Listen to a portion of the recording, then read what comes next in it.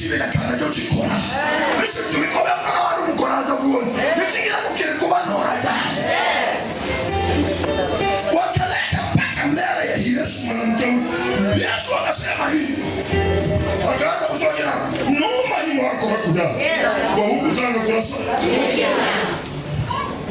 Huyo mwanamke amebaki kama huyo mwanamke kahaba mbele ya Yesu, abaki mtetezi.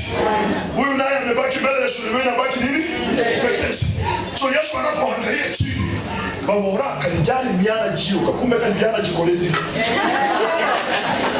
Kaya basako rubiru kakumbe baga bisako rubiru bezamne. Mara bakere mara rubiru kacha. Listen to me.